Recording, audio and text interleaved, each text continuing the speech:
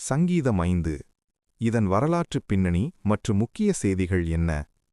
சங்கீதம் 5 என்பது அநீதிக்கும் பொய்க்கும் நடுவே வாழும் ஒரு விசுவாசி அதிகாலையில் தேவனுடைய சமூகத்தில் நீதிக்காக கெஞ்சும் ஒரு காலை ஜெபமாகும். கர்த்தருடைய பரிசுத்தமும் அவர் தீமையை வெறுக்கிறார் என்பதும் இப்பாடலின் மையப் பொருளாகும். இதன் ஆசிரியர் தாவீது ராஜா. தீயவர்களின் சூழ்ச்சிகளும் பொய்களும் தன்னை சூழ்ந்திருந்த ஒரு காலத்தில் கர்த்தருடைய ஆலயத்தை நோக்கி தொழுதுகொண்டு இதை எழுதினார். இது நெகிலோத் என்னும் வாத்தியத்தோடு இசைக்க தாவீது எழுதிய சங்கீதம். நெகிலோத் என்பது புல்லாங்குழல் போன்ற காற்று வாத்தியங்களை குறிக்கும். யூதர்கள் இன்றும் இப்பாடலை தங்கள் சஹாரித் எனப்படும் காலை வழிபாட்டில் பயன்படுத்துகின்றனர். குறிப்பாக கர்த்தருடைய ஆலயத்திற்குள் நுழையும்போது, நானோ உமது மிகுந்த கிருபையினால் உமது ஆலயத்துக்குள் பிரவேசித்து என்ற 7ஆம் வசனத்தை சொல்லி தொழுவது அவர்களது மரபு. தீய எண்ணம் கொண்டவர்களிடமிருந்து பாதுகாப்பு பெற இது ஒரு கவசமாக வாசிக்கப்படுகிறது. இந்த சங்கீதம் தாவீது சவுல் ராஜாவிடமிருந்தோ அல்லது அப்சலோமிடமிருந்தோ தப்பியோடிய ஒரு இக்கட்டான காலப்பகுதியில் எழுதப்பட்டிருக்கலாம். தாவீதை சுற்றியிருந்தவர்கள் அவதூறுகளை பரப்பி பொய்யான புகார்களை கூறி அவரை வீழ்த்த துடித்தனர்.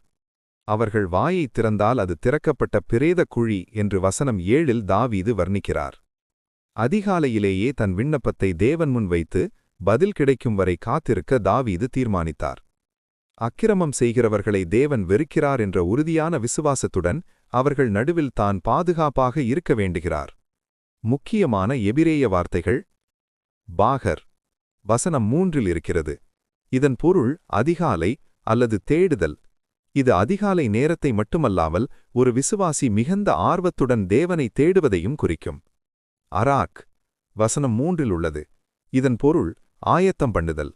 ஒரு போர்வீரன் தன் ஆயுதங்களை ஒழுங்குபடுத்துவது போல அல்லது பலிபீடத்தில் விறகுகளை அடுக்குவது போல தன் ஜெபத்தை நேர்த்தியாக அடுக்கி தேவனிடம் சமர்ப்பிப்பதை குறிக்கும்.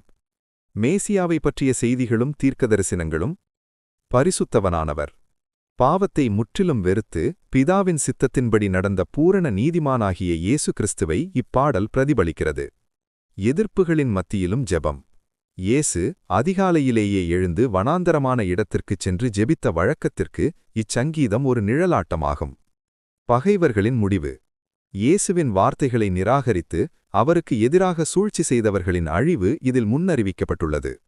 சுருக்கமாக, சங்கீதம் 5 அதிகாலையில் கர்த்தரை தேடி அவருடைய நீதியிலே நடப்பவனுக்கு தேவனுடைய தயவு ஒரு கேடயமாக இருந்து பாதுகாக்கும் என்று சொல்கிறது. ஆமேன்.